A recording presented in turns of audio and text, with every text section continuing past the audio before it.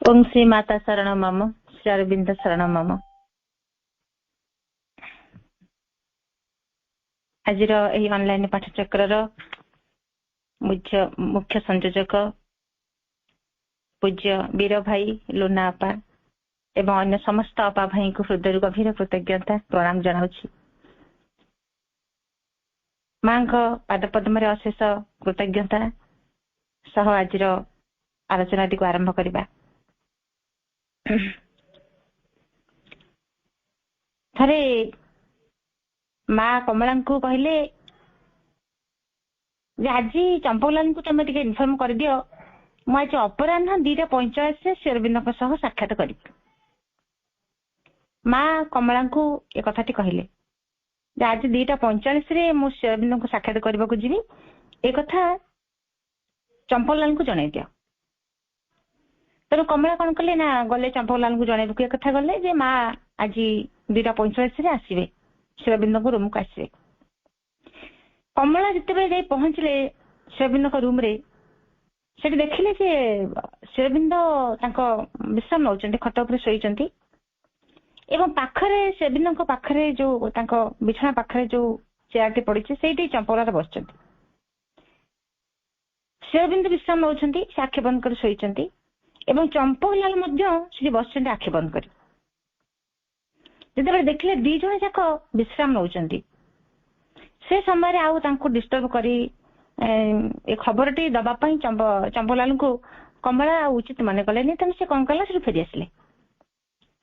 फेरी आसिकी माँ को जनइले जे दी जन जाक विश्राम नौ तेणु मु आउ क्या डिस्टर्ब करने को चाहिए ना कहीं चंपकलाल तो सब बेले पूरा जाग्रत प्रहरी परी से रही था प्रभु पाखे पाखे माँ पाखे पाखे रही था तेणु पाखे समय बहुत कम था विश्राम नापी एवं जिते श्री अरविंद शोई पाखे से बस से समय से आखि बंद हो विश्राम नौ तेणु से डिस्टर्ब न करके एक कथा जाकरी माँ को कहले एवं माँ जिते शुणिले माँ कहले जे एक कथा जिते माँ को कहते कमला माँ कहले वास्तव में जेहेतु से विश्राम नौ तेणु मुझे जीवा उचित नुहे।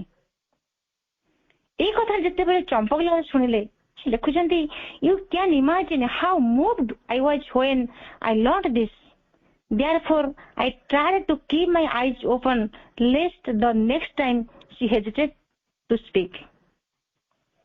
चंपकलाल एते दुखित हो पड़े जे माँ मु विश्राम नौली बोली माँ आसिले नहीं फिर मत डिस्टर्ब करने आसिले नहीं तेणु से प्रतिज्ञा कले जे मु जो समय तक रही प्रभु पाखे मु पूरा आखि खोला कर रखी मु केबे आखि बंद करी नहीं जमी द्वितीय थर जिते माँ आसवे साक्षात करने फेरी न जाती आसवाई किसी कहवाई भर हेजिटेसन न रहे विश्राम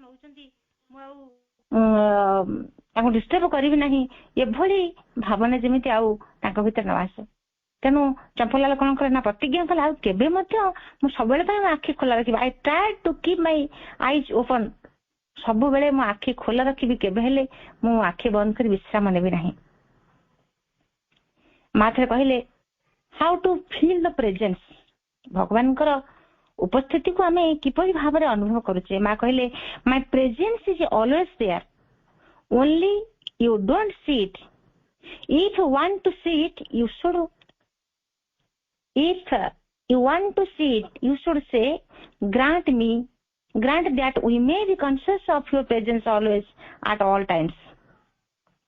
माँ कहते मोर प्रेजेंस सबु बेले सबु समय सबु स्थान रही किंतु तुम्हें आपको तुम्हें जानी पारुना अनुभव करि पारुना जे मो सबुठ रही सबु समय तुम पाखे रही एवं जदि तुम एक कथा जानिबा को चाह जे मोर प्रेजेंस तुम पाखे अच्छी एक कथा जब जानिबा को चाह तुम गोटे बाट होची कोन केवल गोटे प्रेयर करिवो grant that we may be conscious of your presence always at all times.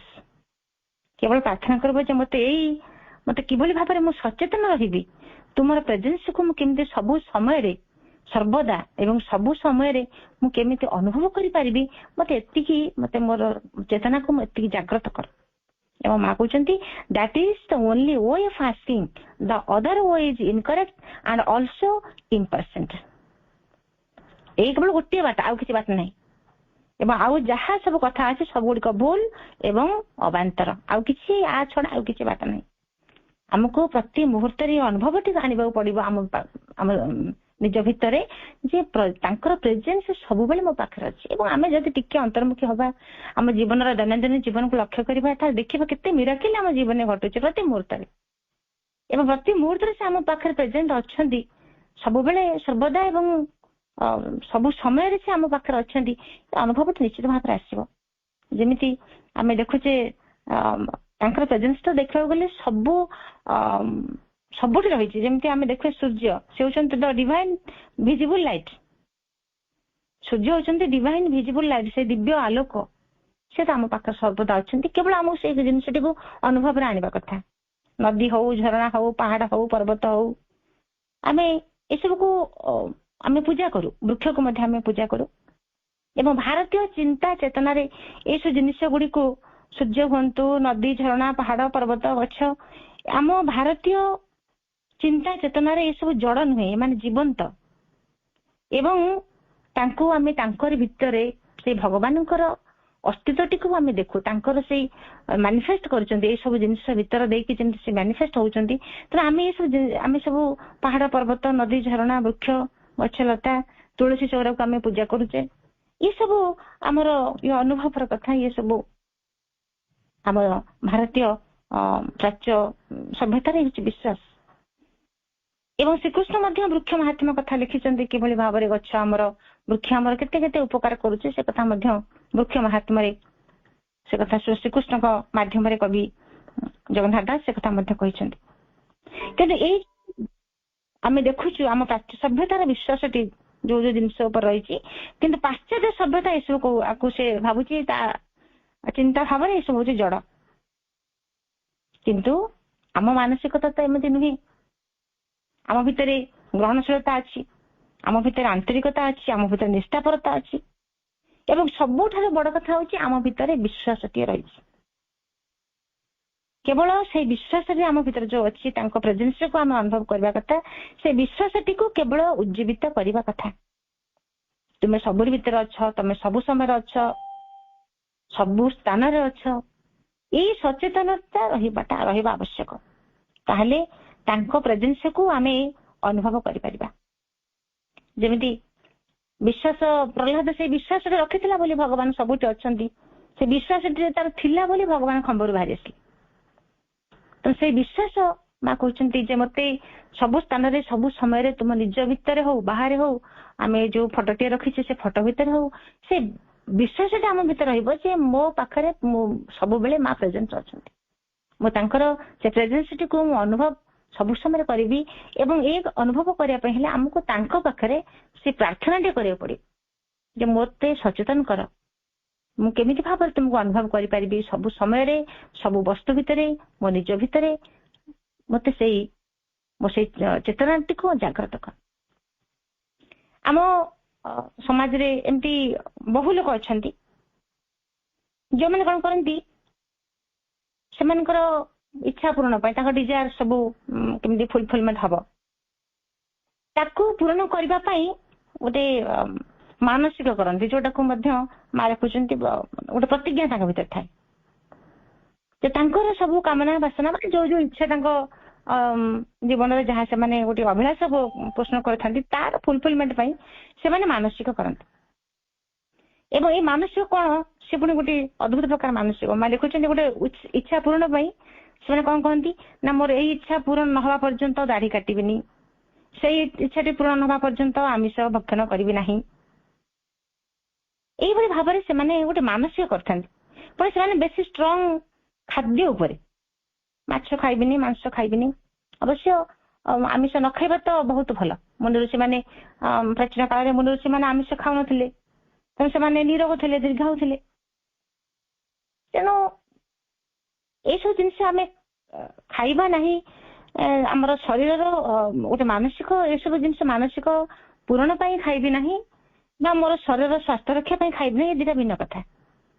ତେଣୁ ଏଇଭଳି ଭାବରେ ସେମାନଙ୍କର ଗୋଟେ ମାନସିକତା ଥାଏ ଯେ ମୋର ପୂରଣ ମୋର ଇଚ୍ଛା ପୂରଣ ପାଇଁ ମୁଁ ଏଇଭଳି ମାନସିକଟେ କଲେ ମୋର ଇଚ୍ଛା ପୂରଣ ହେଇଯିବ। पुणी आउ किसी लक्ष्य पूर्ण ପାଇଁ କଣ କରନ୍ତି ନା ଏ ପରିବା ଖାଇବି ନାହିଁ ସେ ପରିବା ଖାଇବି ନାହିଁ। ଆଉ କେହି କେହି ମଧ୍ୟ ଜଗନ୍ନାଥଙ୍କ ପାଖକୁ ଯାଇକି ସେଠି ମଧ୍ୟ ଫଳ ଯେକୌଣସି ଫଳଟେ ହଉ ପନିପରିବା କୌଣସି ଗୋଟେ ପନିପରିବା ତାକୁ ଛାଡି ଦେଇକି ଆସନ୍ତି ଯେ ମୁଁ ଏଇ ଜିନିଷ ଖାଇବି ନାହିଁ ମୋର ଇଚ୍ଛା ପୂରଣ ହେବା ପର୍ଯ୍ୟନ୍ତ। ଏସବୁ କଥା ଆମ ପରମ୍ପରା ଭିତରେ ରହିଛି। एकथा पढ़िला पर चंपकलाल माँ को पचारुचंदी mother was there any truth behind these things specially in not eating certain foods. माँ कहले चंपकलाल जे ए जो मनुष्य भितर ए जो मानसिकता रही या पछरे प्रकृति किसी सत्यता रही कि specially in not eating certain foods ए खाद्य खाइबि नहीं से परिबा खाइबि नहीं आमिष खाइबि नहीं ए जो खाद्य उपरे से मानकर गोटे रही विश्वास जे एगुड़ न खाइले मोर मानसिकता पूर्ण हो जीव प्रकृत एमती किसी अच्छी कि ये धारणा से जो रही प्रकृति केते दूर सत्य आर पछरे कौन रही कारण रही। माँ कहले it is only to train the will and to remember the ideal the wish etcetera generally in old religions like the Hindu and the Semitic ones. These observances are founded on the basis of hygiene and then associated with religion. माँ कहते जे तांकर जो इच्छा टे पूर्ण पाई आम जो मानसिकता करुचंती प्रकृत रे इच्छा पूर्ण कथा से तो गोटे चिंता भीतर से थाए किंतु it is only to train the will and to remember the ideal the wish.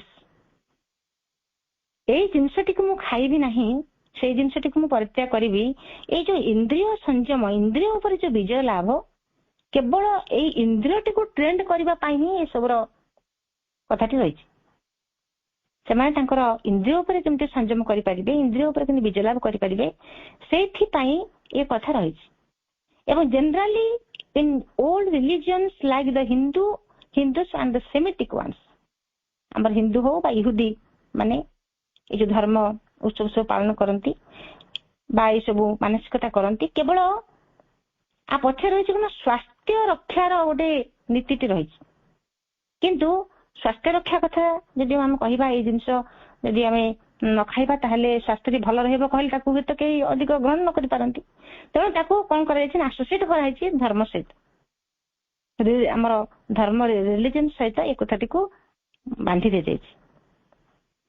तेणु जेहेतु धर्म सहित कथा जो जोड़ी दिगला तो समस्ते धर्म कथाटी कहले ताको मानिबा को समस्ते बाध्य हेबे। जमिति आम हिंदू धर्म रही जे आमे रविवार दिन सूर्यंकर बार आमिष खाइबा नहीं गुरुवार लक्ष्मी बार आमिष खाइबा नहीं शनिवार हो जेकोसी बार मानक ये देवादेवी जेहेतु बार रही आम ए बार खाइबा नहीं ये जो विभिन्न बार देवादेवी प्रिय बार गुरुवार माँ लक्ष्मी प्रिय बार तेणु आम से आमिष खाइबा नहीं जदि कथा टी जदि न करा जाइथांता प्राचीन काल रे जदि बा मनुष्य ये कथा जदि नियम टी रखि न था मनुष्य मैंने प्रचुर परिमाण आमिष खाई कौन प्रकार से मान न था सबु दिन आमिष खाई जहाद्वारा से स्वास्थ्य निश्चित भाव में खराब होता। तेणु यही मानक सब रही देवादेवी बार आम आमिष भक्षण करवा ना अवश्य गोटे दृष्टि देखिले धार्मिक चिंता दृष्टि देखिले जेहेतु जड़े सूर्य होने सकल शक्तिर आधार बा माँ लक्ष्मी हूँ बा आमर जेकोसी शिव सोमवार शिवंकर बार आमर से प्रति भगवान प्रति देवसे देवता प्रति जो रही गभीर प्रेम भाव रही गभीर भक्ति भाव रही से भक्ति एवं प्रेम भाव निदर्शन स्वरूप आम बार में आमिषटी खाइबु नहीं। कारण आमिष हूँ गोटे उत्तेजक खाद्य जहाँकि आमर गोटे मानसिक विशृंखला सृष्टि करे गोटे मानसिक स्तर रे शांत केबे रही परिबो नै स्थिरता रहिबोनी। तेणु एई दिन मानक आम आमिष खाइबा नहीं। तेणु धार्मिक दृष्टिकोण देखिले आम से देवता प्रति गभीर भक्ति प्रेम भाव निदर्शन आम बारे खाइबु नहीं। एवं वैज्ञानिक दृष्टिकोण देखिले जे स्वास्थ्य रक्षा दृष्टि एक जड़े आमिष खाइबा नहीं वैज्ञानिक दृष्टिकोण। ଏବଂ ଯଦି ଜଣେ କହିବ ଯେ ଏବେ ସିନା ବିଜ୍ଞାନ ସୃଷ୍ଟି ହେଲା, ଆଦିମ କାଳରୁ ତ ଆମିଷ ଭକ୍ଷଣ ମନା କରାଯାଇଥିଲା, ସେତେବେଳେ କି ବିଜ୍ଞାନ ଥିଲା? ଦେଖିବାକୁ ଗଲେ ପ୍ରକୃତରେ ସେଇ ଆଦିମ ଯୁଗରୁ ମଧ୍ୟ ବିଜ୍ଞାନର ସ୍ଥାନ ବହୁ ଶୀର୍ଷରେ ଥିଲା, ବହୁ ଉର୍ଦ୍ଧ୍ୱରେ। ବିଜ୍ଞାନରେ ଯେମିତି ବିଜ୍ଞାନ ଶାସ୍ତ୍ର ଯେମିତି ଉନ୍ନତ ଥିଲା, ଗଣିତ ଶାସ୍ତ୍ରରେ ଉନ୍ନତ ଥିଲା, ଜ୍ୟୋତିଷ ଶାସ୍ତ୍ରରେ ଉନ୍ନତ ଥିଲା, ପ୍ରତ୍ୟେକ କ୍ଷେତ୍ରରେ, ଗଣିତ କୁହନ୍ତୁ, ରାଜନୀତି କୁହନ୍ତୁ, ସାମାଜିକ ଜୀବନ ବ୍ୟବସ୍ଥା କୁହନ୍ତୁ, ପ୍ରତ୍ୟେକ କ୍ଷେତ୍ରରେ ସେତେବେଳେ ମଧ୍ୟ ବହୁତ ଉର୍ଦ୍ଧ୍ୱରେ ଥିଲା ଜ୍ୟୋତିଷ ଶାସ୍ତ୍ର। ସେତେବେଳେ ଅନେକ ଉର୍ଦ୍ଧ୍ୱରେ ଥିଲା ସେସବୁ, ଏବଂ ସେଇ ପୃଷ୍ଠଭୂମି ତାରି ଉପରେ ଛିଡା ହେଇ ଆଜିର ଆଧୁନିକ ସେ ଗଣିତ ଶାସ୍ତ୍ର ହଉ, ଜ୍ୟୋତିଷ ଶାସ୍ତ୍ର ହଉ, ବିଜ୍ଞାନ ହଉ, ସେଇ ପୃଷ୍ଠଭୂମି ତାରି ଉପରେ ଛିଡା ହେଇକି ଆଜି ଏସବୁ ଯାହା ସବୁ ଅଗ୍ରଗତି କରିଛି ତାରି ଉପରେ ଛିଡା ହେଇକି। ସେତେବେଳେ ବିଜ୍ଞାନ ଥିଲା, ଏବେ ମଧ୍ୟ ବିଜ୍ଞାନ ରହିଛି। ଏବଂ ସେତେବେଳେ ଏଇ କାରଣ ପାଇଁ ଆମେ ଆମିଷ ଭକ୍ଷଣ କରିବା ନାହିଁ ବୋଲି ଗୋଟେ ନିୟମ କରାଯାଇଥିଲା, ଧର୍ମ ସହିତ ଯୋଡି ଦିଆଗଲା, ଯାହାଦ୍ୱାରା ମଣିଷ ତାକୁ ଖାଇବ ନାହିଁ। ତେଣୁ ମା କହିଲେ ଆ ପଛରେ ଯେ ଏଇ ଜିନିଷ ମୁଁ ଖାଇଲେ ନାହିଁ ମୋର ଇଚ୍ଛାଟି ଅଭୀଷ୍ଟ ପୂରଣ ହେଇଯିବ, ସେ କଥା ନୁହେଁ। କିନ୍ତୁ ଆ ପଛରେ କାରଣ ରହିଛି କଣ ନା, ଗୋଟେ ଆମର ସ୍ୱାସ୍ଥ୍ୟ ରକ୍ଷା, ଗୋଟେ ଆମେ ହାଇଜିନ୍ ଗୋଟେ ଜୀବନ ଆମେ ବଞ୍ଚେଇବା, ସେଥିପାଇଁ ଏଇ କଥାଟାକୁ ଯୋଡି ଦିଆଯାଇଛି ଧର୍ମ ସହିତ। ପୁଣି ମା ଗୋଟେ ଏକ୍ସାମ୍ପଲ ଦଉଛନ୍ତି ଯେ ଯୋଉ ସ୍ଥାନ ମାନଙ୍କରେ ପ୍ରବଳ ଗ୍ରୀଷ୍ମ ହୁଏ, ପ୍ରବଳ ଗ୍ରୀଷ୍ମ ପ୍ରବାହ, ସେଠାରେ ଘୁଷୁରୀ ମାଂସ ଖାଇବାକୁ ମନା। ଯୋଉଠାରେ ପ୍ରବଳ ଗ୍ରୀଷ୍ମ ପ୍ରବାହ ହଉଛି ସେଠି ଘୁଷୁରୀ ମାଂସ ଖାଇବା ପାଇଁ ମନା କରାଯାଇଛି, କାରଣ ସେଇ ଯୋଉ ହଟ୍ କ୍ଲାଇମେଟ, ସେଇ ହଟ୍ କ୍ଲାଇମେଟରେ ସେ ୱର୍ମ ଗୁଡିକ ନଷ୍ଟ ହୁଅନ୍ତି ନାହିଁ। ତେଣୁ don't die even after boiling, ତାକୁ ଯଦି ବଏଲ କଲା ପରେ ମଧ୍ୟ, ସିଝେଇଲା ପରେ ମଧ୍ୟ ସେଥିରେ ସେ ଯୋଉ ଜୀବାଣୁ ଥାନ୍ତି ତା ମଧ୍ୟ ମରନ୍ତି ନାହିଁ, ବରଂ on the other hand they multiply, ସେମାନେ ଆହୁରି ଅଧିକ ଭାବରେ ତାଙ୍କର ବଂଶ ବୃଦ୍ଧି ଘଟେ। ତେଣୁ ସେ ସ୍ଥାନରେ ମନା କରାଯାଇଛି ଯେ ଏଇ ସମୟରେ, ପ୍ରବଳ ଗ୍ରୀଷ୍ମ ଋତୁ ସମୟରେ ଘୁଷୁରୀ ମାଂସ ଖାଇବା ନାହିଁ। ତାକୁ ଧର୍ମ ସହିତ ଯୋଡି ଦିଆଗଲା। ଏବଂ ଏଠି ଦୁଇଟି କାରଣ ରହିଲା, ଗୋଟେ ରହିଲା ବୈଜ୍ଞାନିକ ଦୃଷ୍ଟିକୋଣ, ଅନ୍ୟଟି ରହିଲା ଧର୍ମ।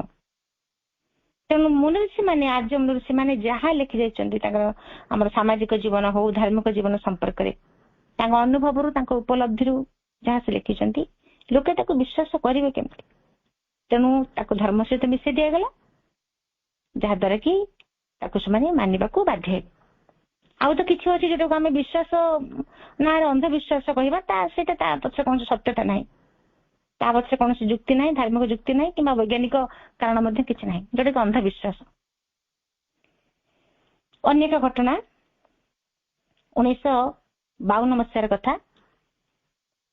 ରିଷଭ ଚାନ୍ଦ ତାଙ୍କର ପୁଅ, ତାଙ୍କର କୁନି ଝିଅଟିକି ଆଣିକି ଆଶ୍ରମକୁ ଆସିଛନ୍ତି, ଅର୍ଥାତ୍ ରିଷଭ ଚାନ୍ଦଙ୍କର ନାତୁଣୀ, ରିଷଭ ଚାନ୍ଦଙ୍କର ପୁଅ, ବୋହୂ ଏବଂ ନାତୁଣୀ ଆସିଛନ୍ତି ଆଶ୍ରମକୁ। ସେତେବେଳକୁ ତାଙ୍କ ନାତୁଣୀ କି ମାତ୍ର ହଉଛି 2 ବର୍ଷ। ସେତେବେଳେ ମା ଯେତେବେଳେ ସେ ଆଶ୍ରମକୁ ଆସିଛନ୍ତି, ମା ସେ କୁନି ଝିଅଟିକୁ ବହୁତ ଭଲ ପାଇଛନ୍ତି, ବହୁତ। ମା ଲେଖୁଛନ୍ତି, in those days small children were not being permitted to stay here. Mother told Rishabh Chand to keep his granddaughter here. ସେ ସମୟରେ ଛୋଟ ଛୋଟ ପିଲାମାନଙ୍କୁ ଆଶ୍ରମ ରହିବା ପାଇଁ ଅନୁମତି ନଥିଲା, କିନ୍ତୁ ସେଇ ଛୋଟ ଝିଅଟିକୁ ଦେଖିଲା ପରେ ମା ତାକୁ ଅନୁମତି ଦେଲେ ଯେ ସେ ଏଠାରେ ରହିବ, ଆଶ୍ରମ ରହିବ। ମା କହୁଛନ୍ତି, ଆଇ ୱାଣ୍ଟ ହର୍। ତା ମଦର କହିଲେ, ମୁଁ ତାକୁ ଚାହେଁ, ସେ ରହିବ ଏଠି। କିନ୍ତୁ ଏତେ ଛୋଟ ପିଲାଟିକୁ ରିଷଭ ଚାନ୍ଦଙ୍କର ପୁଅ ବୋହୂ ତାକୁ ଛାଡିକିରି ଯିବା ପାଇଁ କେବେ ଚାହିଁଲେନି, କାରଣ ତାଙ୍କର ଗୋଟେ ମାତ୍ର ସନ୍ତାନ, ସେ ଗୋଟିଏ ପିଲା, ତାକୁ ଛାଡି ଦେଇକିରି ଆଶ୍ରମରେ ସେମାନେ କେମିତି ଫେରିଯିବେ? କାଲକାଟା ରହୁଥିଲେ, କେମିତି ଫେରିଯିବେ? ସେମାନେ ଆଉ ରାଜି ହେଲେନି, କେମିତି ତାଙ୍କ ଝିଅଟିକୁ ନେଇକରି ସେମାନେ ଯିବା ପାଇଁ ସ୍ଥିର କଲେ। ତ ଚମ୍ପକଲାଲ ତାଙ୍କୁ କହୁଛନ୍ତି, seeing mother's keenness, I called upon Rishabh Chand and spoke to him at night, explaining how it was a special grace from mother and so on, but it was of no avail.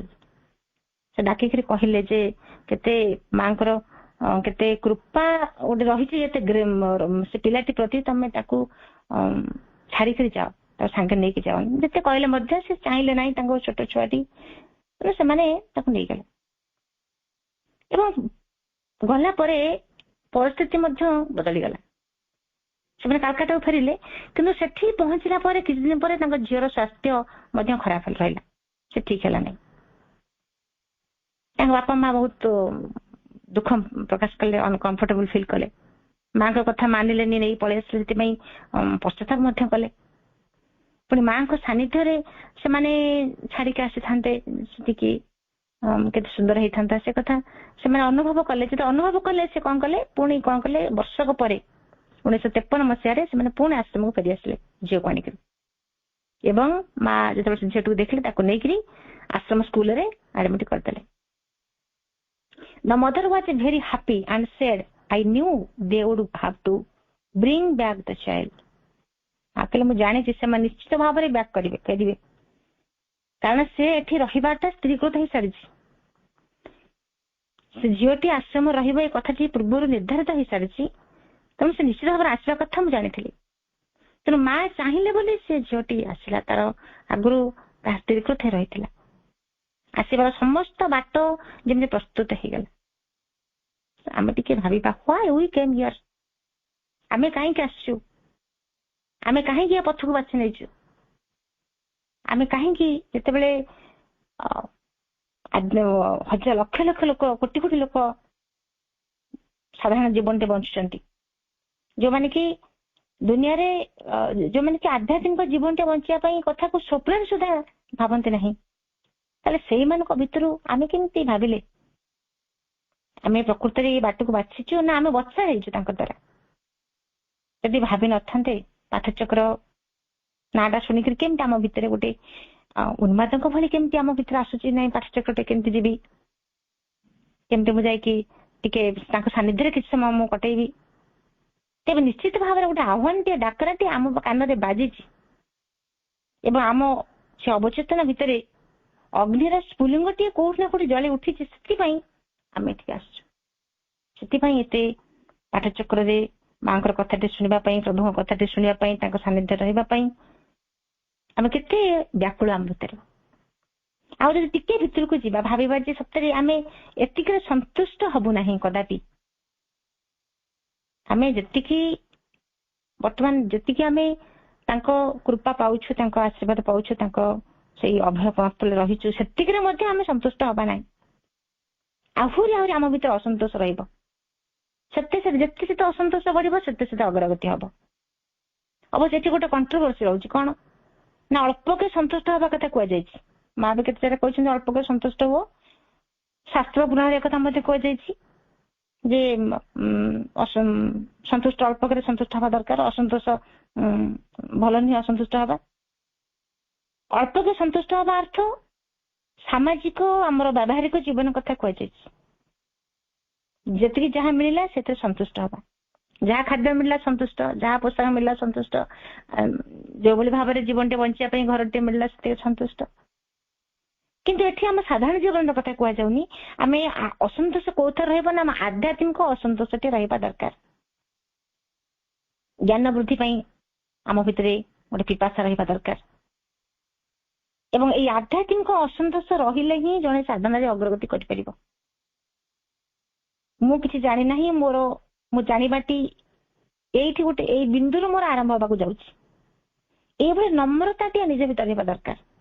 ମୁଁ କିଛି ଜାଣିନି, ସମଗ୍ର ଗୋଟେ ବିଶାଳ ସମୁଦ୍ରର ବିନ୍ଦୁଟିଏ, ଗୋଟେ ବିନ୍ଦୁ ଜଳକଣା ଯେତିକି, ମୁଁ ମାତ୍ର ସେତିକି ଜାଣିଛି, ବା ତା ସେଇ ବିନ୍ଦୁର କୁ 100 ଭାଗ କରିଦେଲେ ସେ 100 ଭାଗରୁ ଭାଗ ମୁଁ ଜାଣିଛି, ଆଉ ଜାଣିନାହିଁ।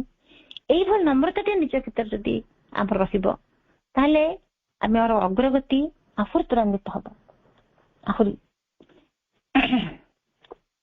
ଏବଂ ମା ଲେଖୁଛନ୍ତି ଜେଲସି ଆଣ୍ଡ ଇଟ୍ସ ହାଭକ୍, ଆମର ଈର୍ଷାକୁ ଆମେ କିପରି ଭାବରେ ବିନାଶ କରିବା, ଧ୍ୱଂସ କରିବା। ମା ଲେଖୁଛନ୍ତି ମଦର ଅବଜର୍ଭଡ about jealousy. Jealousy hides in a person and takes him low, showing with gestures and bending down. ମା ତାଙ୍କର ଶରୀରଟିକୁ ତଳକୁ ନୁଆଇଁ ଦେଖି କହୁଛନ୍ତି ଯେ ଏଇ ଯୋଉ ଆମ ଭିତରେ ଯୋଉ ରହିଛି ଅହଙ୍କାର ରହିଛି, ଆମ ଭିତରେ ଲୁଚିକି ରହିଛି। jealousy hides in a person and takes him low, ଆହୁରି ତଳକୁ ତଳକୁ ଏଇ ଈର୍ଷାଟି ଆମକୁ କଣ କରୁଛି ନା ପୁରା ତଳକୁ ତଳ ନେଇଯାଉଛି। It takes you down, very far down.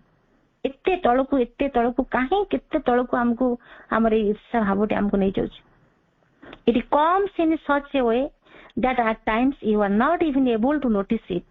ଯେତେବେଳେ ଆମ ଭିତରେ ଈର୍ଷା ଭାବଟା ଆସୁଛି ହୁଏତ ଆମେ ତାକୁ ଚିହ୍ନି ପାରୁନାହୁଁ, ଜାଣିପାରୁନାହୁଁ କେମିତି କୋଉ ବାଟରେ ସେ ଆମ ଭିତରକୁ ଆସୁଛି। You don't believe it there. You notice it only when you see it in others. You have to be extremely careful, for even when you throw it away, it comes in again. You have to be constantly throwing it out.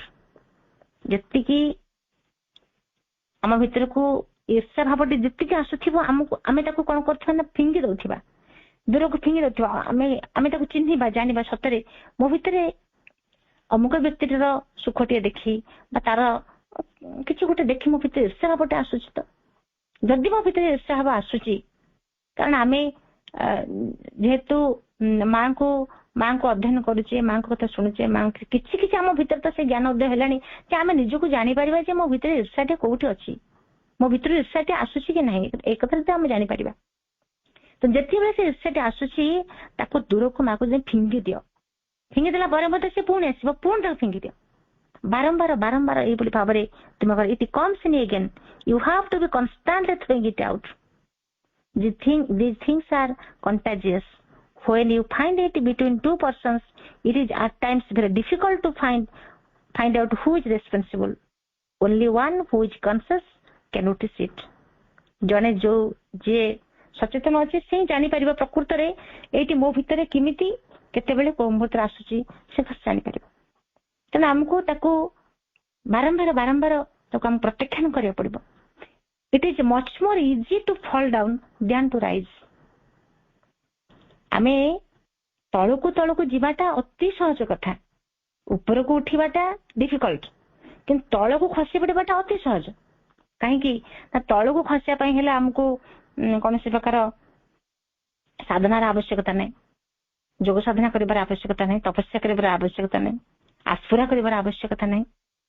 ଫଲଡାଉନ୍ ଟା ଆମକୁ ତଳକୁ ଖସିଯିବାଟା ଅତି ସହଜ କଥା, ଅତି ସହଜ। ଆ ପାଇଁ କୌଣସି ପ୍ରକାର ନାମ ଜପ, ଧ୍ୟାନ, ଧାରଣା, ପ୍ରୟାସ ଏସବୁର ଆବଶ୍ୟକତା କରିବାକୁ ପଡିବ ନାହିଁ।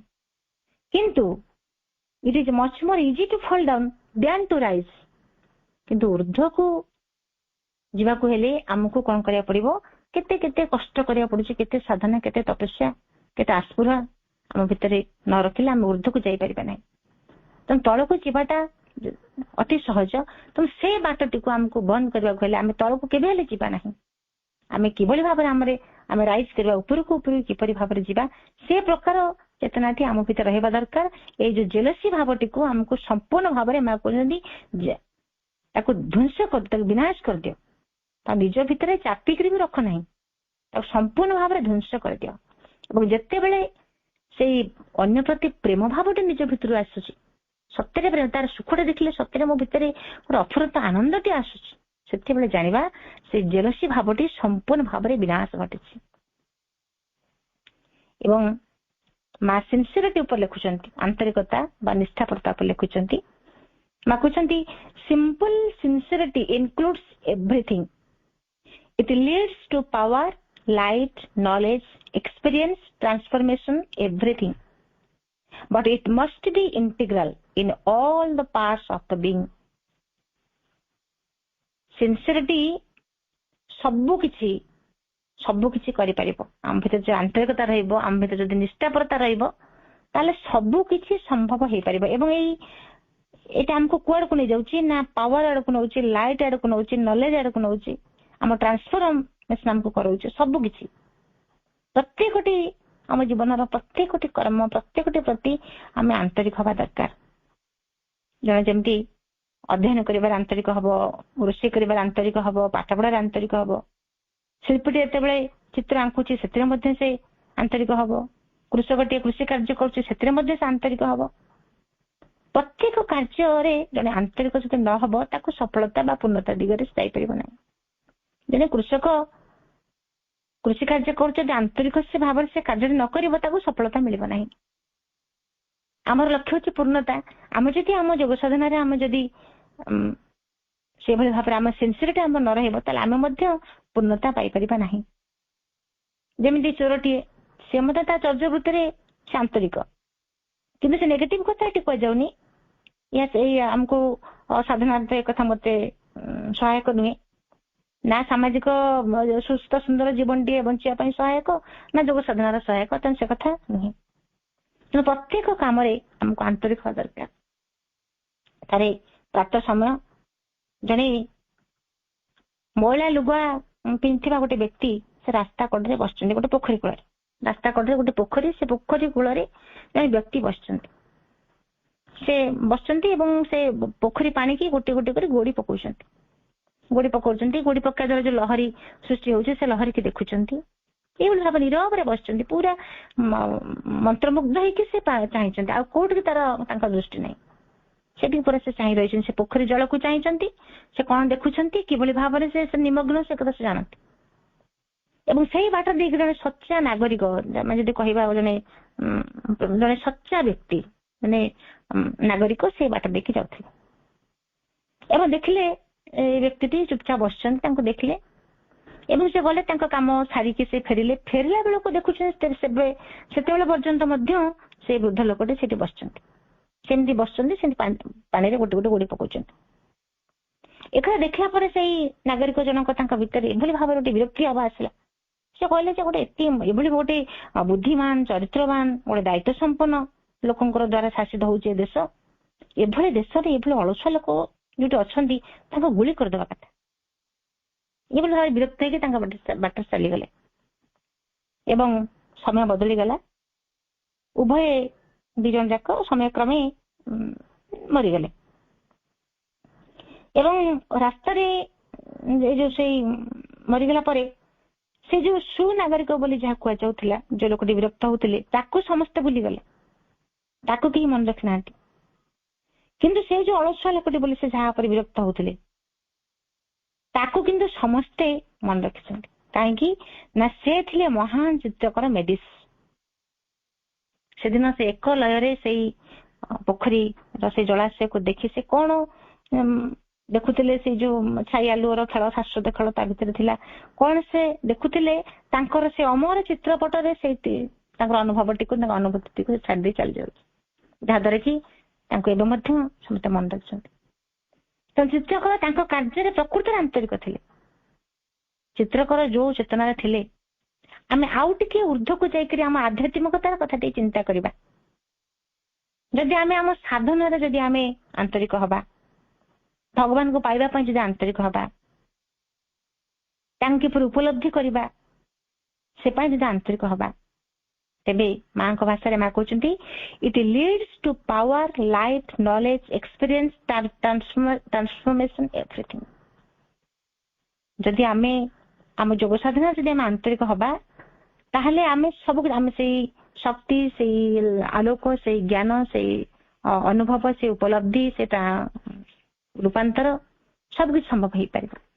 ତେଣୁ ସିନ୍ସିୟରିଟି ଜୀବନରେ ସବୁଠୁ ବଡ କଥା ହଉଛି ସିନ୍ସିୟରିଟି। ଆମେ କେବେ ହେଲେ ସେଟାକୁ ଭୁଲିବାନି।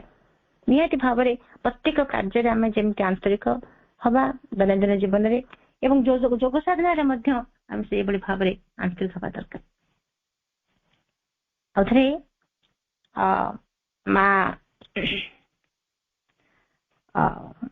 ଆମର କେମିତି ଗୋଟେ ଶ୍ରୀ ଅରବିନ୍ଦ କହିଥିଲେ ଯେ ଆମ ଯୋଉ ସ୍ପିରିଚୁଆଲ ଇନଫ୍ଲୁଏନ୍ସ, ଆମେ ବ୍ୟକ୍ତିଟି କଣ କରେ, ଅନେକ ବ୍ୟକ୍ତି କଣ କରନ୍ତି, ଜଣେ ସାଧକଙ୍କ ସହିତ ଧରନ୍ତୁ ସେ ମାନି ନେଇଛନ୍ତି ଯେ ଇଏ ମୋର ଜଣେ ଗୁରୁ, କିନ୍ତୁ ସମୟକ୍ରମେ ସେମାନେ କଣ କରନ୍ତି, ସେ ଗୁରୁଙ୍କୁ ଛାଡିକିରି ପୁଣି ଆଉ କୌଣସି ସେ ଗୁରୁଙ୍କଠୁ କିଛି ଲାଭ ପାଇଲେ ନାହିଁ, ଆଉ କୋଉଠି ଚାଲିଛନ୍ତି। ଏବଂ କଠୋର ଭାବରେ ସେ ବିନ୍ଦୁ ଆରି ଉପରେ ବହୁତ କଥା ଲେଖିଛନ୍ତି, ଯେ ବାରଣ କରିଛନ୍ତି। It has always a principle with mother to discourage sadhaks from opening themselves to spiritual influences other than those of their gurus. ଆପଣ କରନ୍ତି, ଯୋଉମାନେ ଚାହାନ୍ତି ଏଇଭଳି ଭାବରେ, ଯୋଉମାନଙ୍କର ଗୋଟେ ମନୋଭାବ ଥାଏ ଯେ ଅନ୍ୟ କୌଣସି ଗୋଟେ ସ୍ପିରିଚୁଆଲ ପ୍ରଭାବ ପାଇବା ପାଇଁ ଅନ୍ୟ ଜଣେ ଗୁରୁଙ୍କୁ ଧରିଛନ୍ତି, ପୁଣି ଆଉ ଜଣେ ଗୁରୁଙ୍କ ପାଖକୁ ସେମାନେ ଦୌଡି ଯାଆନ୍ତି, ଏଠୁ କିଛି ପାଇଲେ ନାହିଁ ସେଠୁ ଯିବେ। ତାପରେ ସେ କିନ୍ତୁ ଅନେକ କଥା କହିଛନ୍ତି। ତେଣୁ ଥରେ ସାଧକ ମାନଙ୍କୁ ମା ସମ୍ପୂର୍ଣ୍ଣ ଭାବରେ ବାରଣ କରନ୍ତି ଏ ସମ୍ବନ୍ଧରେ। ଥରେ ଜଣେ ଜଣାଶୁଣା ସାଧୁ ଆସିଛନ୍ତି ଆଶ୍ରମକୁ। କାହିଁକି ଆସିଛନ୍ତି ନା, ସେ ଆଶ୍ରମର ଜଣେ ସାଧକ ଯିଏକି ତାଙ୍କ ରୁମକୁ ଡାକିଥିଲେ, କୌଣସି ଗୋଟେ ଫଙ୍କସନରେ ଯୋଗ ଦେବା ପାଇଁ ସେ ସାଧକଙ୍କୁ ଡାକିଥିଲେ। ତମେ ସେ ସାଧକ ଯେତେବେଳେ ସେଠିକି ଆସିଛନ୍ତି, ଚମ୍ପଲାଲ ମା କହୁଛନ୍ତି, mother I am going to attend this function, ମୁଁ ଏଇ ଫଙ୍କସନ ଟିକୁ ଟିକେ ଯିବାକୁ ଚାହୁଁଛି। ମା କହିଲେ, what Champaklal, you also are going there, Champalal take care. ମା କହୁଛନ୍ତି ଯେ ତମେ ବି ସେଠିକି ଯିବାକୁ ଚାହୁଁଛ? ମା ଏଟା କହିଲା ପରେ ଚମ୍ପଲାଲ କହୁଛନ୍ତି, mother I am like a stone, I don't go to take or to get anything spiritual, I go only to see. ମୁଁ ଗୋଟେ ପଥର ଭଳି, ମୋର କୌଣସି ପ୍ରଭାବ ମୋ ଉପରେ ପଡିବ ନାହିଁ। ଆଉ କିଏ କଣ କହିଦେଲେ ମୁଁ ତାଙ୍କ ପ୍ରଭାବରେ ପ୍ରଭାବିତ ହେଇଯିବି, ସେ କଥା ମୋଟେ ନୁହେଁ। ମୁଁ କେବଳ I go only to see, ମୁଁ କେବଳ ଦେଖିବାକୁ ଯାଉଛି। ତ ମା କହିଲେ, ଅଲ୍ ରାଇଟ୍, ଗୋ, ଇଣ୍ଟରେଷ୍ଟିଂ, ହଁ ଠିକ ଅଛି, ସେ କଥା ଯଦି, ତାହେଲେ ତୁମେ ଯାଇପାର, ଯାଇ ଦେଖି ଆସିପାର। ବାସ୍ତବରେ ଶ୍ରୀ ଅରବିନ୍ଦ ମଧ୍ୟ ଏ ସମ୍ବନ୍ଧରେ କହିଛନ୍ତି ଯେ ଯେତେବେଳେ ଜଣେ ଆମେ ଆମର ଗୋଟେ କନସେନ୍ଟ୍ରେସନ ଯଦି ଆମେ ନ ରଖିବା, ଆଜି ମା ଶ୍ରୀ ଅରବିନ୍ଦଙ୍କୁ ମୁଁ ଆରାଧନା କରୁଛି, କାଲି କୌଣସି ଆଉ ଜଣେ ଗୁରୁଙ୍କ କଥା ଶୁଣିଲି, ସେ ବହୁତ କିଛି ଗୋଟେ ତାଙ୍କୁ ଲାଭ କରିକିରି ଜୀବନରେ କିଏ କେତେ ବାଟ ଗୋଟେ କଣ କଣ କରିଗଲାଣି, ତେଣୁ ମୁଁ ସେଠି ମାଙ୍କୁ ଛାଡି ଦେଇକି ପୁଣି ସେଠିକି ଚାଲିଯିବି। ଏଇ ଯୋଉ ଗୋଟେ ଆମର ଯୋଉ ମାନସିକତାରେ ଏଇ ଯୋଉ ପ୍ରକାର ଗୋଟେ ହଲଚଲ ହଉଛି, ସ୍ଥିରତା ଆସୁନାହିଁ, ତା ଦ୍ୱାରା କଣ ହୁଏ, ଏମିତିରେ ତ ଆମର କୌଣସି ଆମେ ଗୋଟେ ବିନ୍ଦୁରେ ଆମେ ଏକାଗ୍ର ହେଇପାରିବା ନାହିଁ, ପ୍ରଥମ କଥା ହେଲା। ଏବଂ ସାଧନାରେ ଅଗ୍ରଗତି ମଧ୍ୟ ହେଇପାରିବ ନାହିଁ। ଗୋଟିଏ ପାଦ ଆଗକୁ ଯଦି ଉଠୁଥିବା, ତାହେଲେ କଣ ହବ, ପୁଣି ଆଉ କାହା ପାଖକୁ ଗଲା ବେଳକୁ ପୁଣି ଆଉ ଟିକେ ଆମର ଡାଉନଫଲ ହେଇଯାଉଥିବ। ଗୋଟିଏ ନିର୍ଦ୍ଦିଷ୍ଟ ବିନ୍ଦୁରେ ଏକାଗ୍ର ରହିଲେ ଜଣେ ଯେତିକି, ଯେମିତି ଆମେ ଜବକାଚରେ ଯେମିତି ଗୋଟେ କେନ୍ଦ୍ରୀଭୂତ ହୁଏ ସୂର୍ଯ୍ୟଙ୍କର ଆଲୋକ, ତା ଦ୍ୱାରା କଣ ହୁଏ, ସେ ଆଲୋକଟି ପ୍ରତିଫଳିତ ହବା ଦ୍ୱାରା ସେଥିରେ ଅଗ୍ନି ଉଦ୍ଗୀରଣ ହୁଏ, ତା ମଧ୍ୟ ଜାଳି ଦେଇପାରେ। ଠିକ ସେମିତି ଆମେ ଯଦି କେନ୍ଦ୍ରୀଭୂତ ନ କରିବା ଆମର ମନ, ପ୍ରାଣ, ଶରୀର, ଚୈତ୍ୟ ସତ୍ତା, ଆମର ସବୁ କିଛି ଯଦି ଆମେ ଗୋଟିଏ ଜାଗାରେ କେନ୍ଦ୍ରୀଭୂତ ନ କରିକି ଏଣେ ତେଣେ ହଉଥିବା, ଯେମିତି ଗୋଟେ ସ୍ଥିର ଶାନ୍ତ ଜଳାଶୟରେ ଯଦି ଆମେ ଚାହିଁବା, ତାହେଲେ ଆମର ମୁହଁର ପ୍ରତିବିମ୍ବଟି ଆମକୁ ସ୍ପଷ୍ଟ ଦେଖାଯିବ। କିନ୍ତୁ ଯଦି ପାଣିଟି ଯଦି ହଲଚଲ ହୁଏ, ତାହେଲେ କଣ ହବ ନା ଆମେ ଆମର ମୁହଁଟିକୁ ଆମେ ଦେଖିପାରିବା ନାହିଁ, ତା ଚହଲିଯିବ। ସେ ପାଣି ଯଦି ଚହଲା ପାଣିରେ ଆମେ ଚାହିଁବା, ତାହେଲେ ଆମେ କିଛି ଆମର ପ୍ରତିବିମ୍ବକୁ ଆମେ ଦେଖିପାରିବା ନାହିଁ। ତେଣୁ ସ୍ୱଚ୍ଛ ଜଳାଶୟରେ ଯେମିତି ଆମ ପ୍ରତିବିମ୍ବଟି ପରିଷ୍କାର ଦେଖାଯାଏ, ସେଇଭଳି ଭାବରେ ଯଦି ଆମେ ମାଙ୍କୁ ଆମେ ଗ୍ରହଣ କରିଛୁ। ମୋର ମନେ ଅଛି, ଥରେ ଜଣେ ବ୍ୟକ୍ତି ଆସିଲେ, ମନେ ପଡୁନି ତାଙ୍କ ନାଁ, ସେ ଆସି କହିଲେ ଯେ ବହୁତ ସୁନ୍ଦର କଥା କହିଲେ, ମତେ ଲାଗିଲା ଦେବଦୂତଙ୍କ ପରି, ଯେମିତି ସେ ମୋ ପାଖକୁ ଆଜି ଆସିକିରି ମତେ ବହୁତ କଥା କହିଦେଇକିରି ଗଲେ। ବହୁତ ମୁଁ ଏତେ ଅନୁପ୍ରାଣିତ ହେଇଗଲି, ବହୁତ ଭଲ ଲାଗିଲା। କହିଲେ ବହୁତ କଥା କହିଲେ, ମତେ ଏତେ ଖୁସି ଲାଗିଲା। କିନ୍ତୁ ପ୍ରାୟ 4-5 ବର୍ଷ ପରେ ପୁଣି ଥରେ ସେ ଆସିଲା ପରେ ପୁଣି କହୁଛନ୍ତି ଯେ ସେ ଆଉ ଗୋଟେ କଣ ଦୀକ୍ଷା ନେଇ ସାରିଲେନି। ମୁଁ ତ ତାଙ୍କୁ ଟିକେ ଚାହିଁଲି, ମୋ ଚାହିଁବା ଭଙ୍ଗୀରେ ସେ ଜାଣିପାରିଲେ, କହିଲେ ନା ମୁଁ ମାଙ୍କୁ ଛାଡିନି, ମାଙ୍କୁ ଧରିଛି, ମାଙ୍କୁ କେବେ ଛାଡି ପାରିବିନି, ଯାଉଛି ଆଉ ଏମିତି ଯାଉଛି ଆଉ। ଏହା ଦ୍ୱାରା କଣ ହଉଛି, ମନ ନାହିଁ କୌଣସି କଥା ଶୁଣିବା, କୌଣସି ଗୋଟେ ସବୁ କଥାରୁ ଗୋଟେ ରସ ସଂଗ୍ରହ କରିବାରେ ଅସୁବିଧା ନାହିଁ। କିନ୍ତୁ ଆମେ ଆମ ମନଟିକୁ ଅସ୍ଥିର, ବିଚଳିତ କରିଦେଇକରି ଜଣକୁ ଛାଡି ଆଉ ଜଣକୁ, ତା ଦ୍ୱାରା ସାଧନା ମାର୍ଗରେ ଆମେ କେବେ ହେଲେ ଅଗ୍ରଗତି କରିପାରିବା ନାହିଁ। ଯୋଉଠିକି ଚଳୁଥିବା, ପୁଣି ଦେଖିଲା ବେଳକୁ ସେଇଠି ଆସି ପହଞ୍ଚି ଯାଇଥିବା, କିମ୍ବା ଆହୁରି ତଳକୁ ଆମେ ଖସି ପଡିଥିବା। ଆମେ କେବେ ହେଲେ ଆମର ଉନ୍ନତି, ଅଗ୍ରଗତି, ଆଧ୍ୟାତ୍ମିକ କ୍ଷେତ୍ରରେ ଅଗ୍ରଗତି ହେଇପାରିବ ନାହିଁ। ଆଉ କୋଉ କ୍ଷେତ୍ରରେ ହେଲେ ହବ, ଧନ ସମ୍ପତ୍ତି ବଢିଥାଇପାରେ, ନାମଯଶ ବଢିପାରେ, କିନ୍ତୁ ସାଧନାରେ ଅଗ୍ରଗତି, ଯାହା ଆମ ଜୀବନର ଚରମ ଲକ୍ଷ୍ୟ, ସେଇ ସାଧନାର ଅଗ୍ରଗତିଟି ଆମର ହେଇପାରିବ ନାହିଁ ଯଦି ଆମେ ମନଟି ଏଭଳି ଭାବରେ ବିଚଳିତ ହବ, ଏଠି ନାହିଁ ସେଠି, ସେଠି ନାହିଁ ସେଠି, ଏଇଭଳି ଭାବରେ ଯଦି ଆମେ ବିଚଳିତ ହଉଥିବା, ତାହେଲେ କେବେ ହେଲେ ଆମେ ସେଇ ସାଧନାରେ କେବେ ହେଲେ ଅଗ୍ରଗତି କରିପାରିବା ନାହିଁ, କିମ୍ବା ଆମ ଜୀବନର ସେଇ ଯୋଉ ପରମ ଉପଲବ୍ଧିଟି ପାଇବା ପାଇଁ ଆମେ ଏତେ ଅଭିଳାଷିତ ବା ଜୀବନର ଯାତ୍ରା, ଜୀବନର ଚେତନାର ମହାଯାତ୍ରାରେ ଆମେ ସାମିଲ ହେଇଛେ, ଆମେ କେବେ ହେଲେ ସେଇ ବିନ୍ଦୁରେ ପହଞ୍ଚି ପାରିବା ନାହିଁ। ସେଇ ସର୍ବୋତ୍ତମ ଆବିଷ୍କାରଟି ଆମ ପାଖରୁ ଅପହଞ୍ଚ ହେଇଯିବ, ଦୂର ହେଇଯିବ, ଦୁଃସାଧ୍ୟ ହେଇଯିବ, ଆମେ ସେଠି ପହଞ୍ଚି ପାରିବା ନାହିଁ। ତେଣୁ ମା ସବୁବେଳେ କହିଛନ୍ତି ଯେ ସିନସିୟର ହୁଅ, ଏବଂ ସ୍ପିରିଚୁଆଲ ଇନଫ୍ଲୁଏନ୍ସେସ୍ ଅନ୍ୟ କାହାଠୁ ଲାଭ କରିବ ତାହା ନ କରିକିରି, ବରଂ ତୁମେ ଯୋଉଠି ତୁମେ ଏକାଗ୍ର ହେଇପାରିଲେ ତୁମେ ସାଧନାରେ ଅଗ୍ରଗତି କରିପାରିବ ବୋଲି ତୁମର ହୃଦବୋଧ ହଉଛି, ତୁମେ କେବଳ ସେଇଟାରେ ଏକାଗ୍ର ହୁଅ। ଆଜି ଆଲୋଚନାଟିକୁ ମା ପ୍ରଭୁଙ୍କ ପାଦ ପଦ୍ମତଳେ ସମର୍ପଣ କରୁଛି। ସମସ୍ତଙ୍କୁ ଅଶେଷ ଅଶେଷ କୃତଜ୍ଞତା। ମାଙ୍କୁ ପ୍ରଣାମ। ବନ୍ଦେ ମାତରମ୍। ମା